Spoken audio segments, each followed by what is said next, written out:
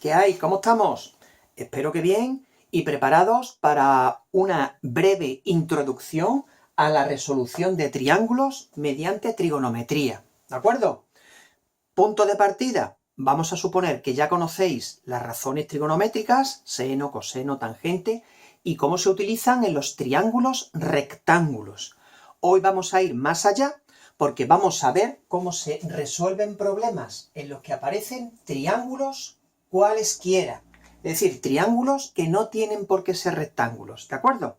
Bien, vamos a ver. Observemos que para la resolución de triángulos hay dos herramientas básicas, dos propiedades fundamentales. Fijémonos, el teorema de los senos, que son estas tres igualdades, y el teorema de cosenos, que también son estas tres igualdades. Observad que aquí solo aparece el seno y aquí solo el coseno. Luego comentaremos brevemente una cosita sobre la altura, ¿vale? Venga, vamos a ver. Lo primero, ¿qué quieren decir las letras A, B, C minúscula y las mayúsculas correspondientes? Veréis, vamos a ver cómo es la notación universal de cualquier triángulo. Cuando nosotros tenemos un triángulo cualquiera, ¿cómo se designan a sus vértices? Los vértices son los puntos que tenemos aquí, son tres, vale, con mayúscula, los puntos con mayúscula. Por ejemplo, A, B, C mayúsculas, ¿de acuerdo? Son los números que aparecen aquí, A, B, C. Cuidado, A con un gorrito encima, ¿qué es eso? Eso designa al ángulo interior que hay aquí en el vértice A. Entonces sería el seno del ángulo interior del vértice A, ¿vale? Y este, por ejemplo, el coseno de B, este sería el ángulo B, ¿veis? El ángulo, el sombrerito quiere decir el ángulo que se forma en B, y este sería el ángulo que se forma en C. A eso se refieren aquí las letras A mayúscula, B mayúscula, C mayúscula con el sombrerito. Bien, ¿y las minúsculas a qué designan? Pues mirad, el vértice A tiene el lado correspondiente o enfrentado a minúscula. Entonces, A minúscula designa a la longitud del segmento BC.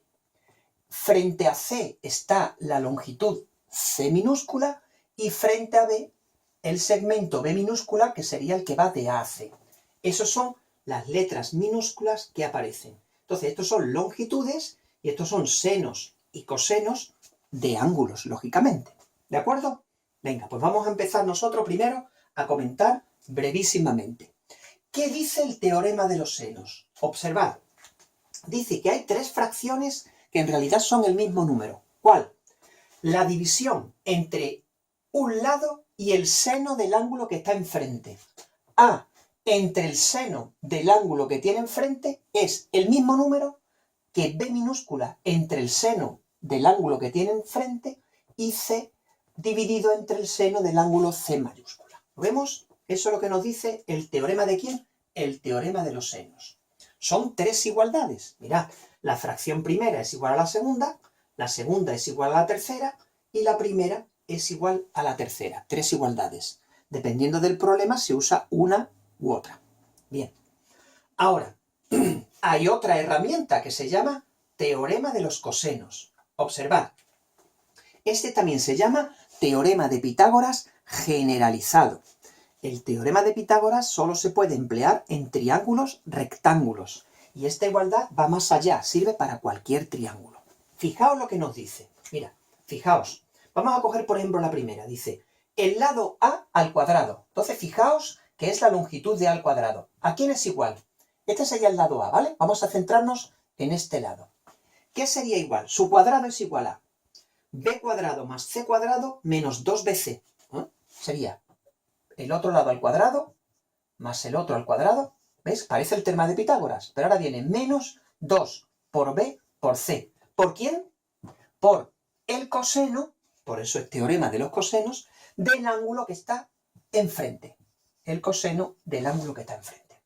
Entonces, un lado al cuadrado es igual a la suma de los cuadrados de los otros dos menos el doble del producto de ambas longitudes por el coseno del ángulo correspondiente. Vale. Un detallito para recordar esta formulita.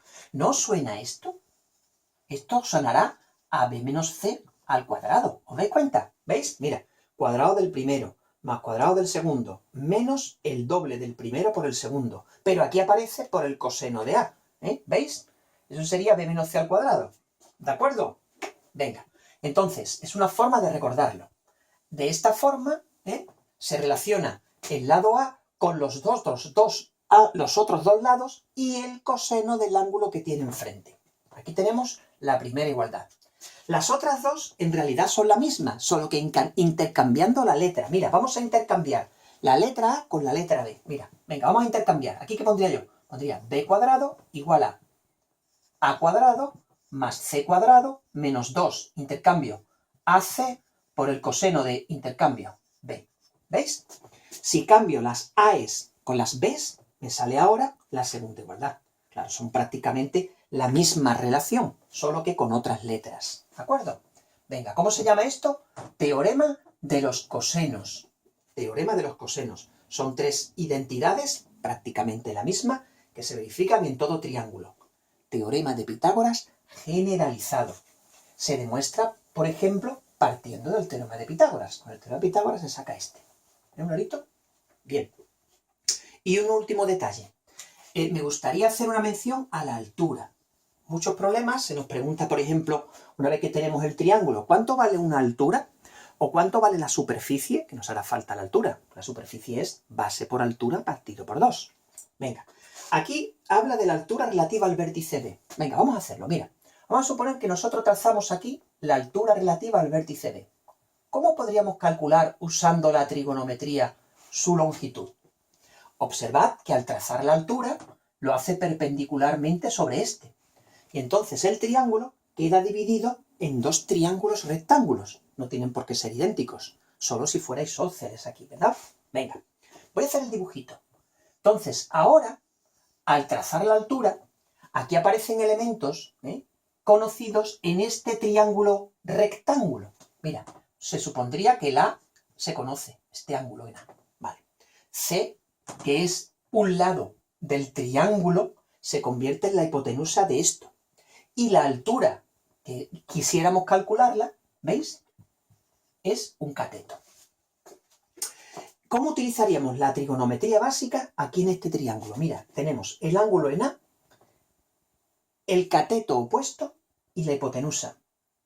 Eulerito, ¿qué razón trigonométrica? ¿Cateto opuesto, hipotenusa? El seno, claro. Si divido el cateto opuesto entre la hipotenusa, me sale el seno del ángulo A. Ah, ¿lo veis? Y de aquí, pasando multiplicando C, me quedaría que HB es C por el seno de A. ¿Lo veis? ¿De acuerdo? Ahí lo tendríamos. Ay, perdonad, que se me ha escapado el rotulador. Venga, amigo, vente para acá. Aquí lo tenemos. Venga, así que de esta manera tendríamos cómo calcular la altura, ¿vale? Este pasa multiplicando, HB igual a C por el seno de A. Perfecto. Si nosotros nos dijeran, oye, ¿puedes decirnos a favor en un momento la superficie? Sin problema. Venga, ¿cómo sacaremos de aquí la superficie brevemente? Venga, ¿cómo sería la superficie? La superficie sería base por altura partido por 2. La base sería del triángulo original, B, por la altura es HD. La altura coincide en el triángulo rectángulo y en el triángulo original. Es C por el seno del ángulo A. ¿Todo dividido entre cuánto? Entre 2. Así calcularíamos, por ejemplo, la superficie. Observad que es una fórmula que da la superficie usando trigonometría. ¿Vale? Bueno, pues amigos, estas son las herramientas básicas que tendríamos para trabajar con los triángulos. Son estas dos propiedades elementales. Teorema de los senos, las fracciones, y teorema de los cosenos. ¿Vale? Bien, con esto terminamos la introducción, pero brevísimamente. Muchas veces, algunos estudiantes, cuando empezamos, ¿verdad, Leurelito? Decimos, ¿qué utilizo? ¿El teorema de los senos o el teorema de los cosenos en este problema? Mirad, una sugerencia para que la tengáis en cuenta. El teorema de los senos se utilizará cuando se conozca una de estas fracciones. Es decir, cuando se conozca un lado y el ángulo que está enfrente. Porque lo que se va a utilizar es la fracción esta como pivote para despejar otros elementos. Brevemente, mira. Vamos a suponer un problema 1. Mira, este problema, fíjate. Problema 1. Vamos a suponer que del triángulo conocemos el lado B, el lado C y el ángulo comprendido. ¿Veis? El lado B, el lado C y el ángulo comprendido. Esto es un problema típico de geometría. ¿Cómo sacaríamos los restantes elementos? ¿Cómo sacaríamos el lado A, el ángulo B y el ángulo C?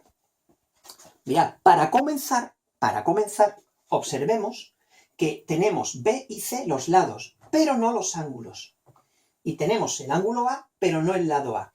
Al no tener ninguna de estas fracciones, no podemos empezar con el teorema de los senos. Empezaríamos con el teorema ¿de quién? Con el teorema de los cosenos. Observad que con la primera fórmula podríamos sacar el lado A, ¿veis? El lado A sería b cuadrado más c cuadrado menos 2bc por el coseno de A. Y ya de ahí sería ir tirando del hilo. Eso ya lo haríamos en los problemas, ¿vale, Eulerito? Bien. Un problema 2. Mira, un segundo problema.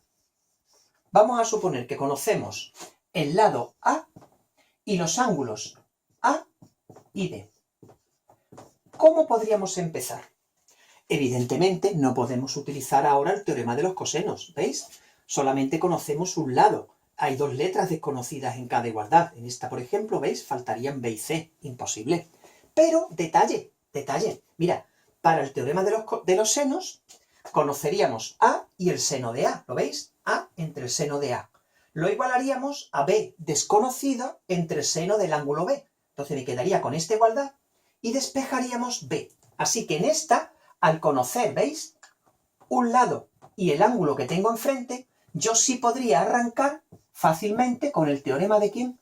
Con el teorema de los senos. ¿Veis? Una sugerencia. Teorema de los senos, solo cuando conocemos un lado y el ángulo que está enfrente. Con esto, amigos, cerramos brevísimamente. Hay muchos más casos, muchos más, pero ya esto lo veremos practicando. Bueno, espero que esta breve introducción haya sido útil, que me haya explicado bien, ¿vale? Que la habéis comprendido seguramente. Y simplemente saludaros, gracias, y os espero en el siguiente. Hasta la vista.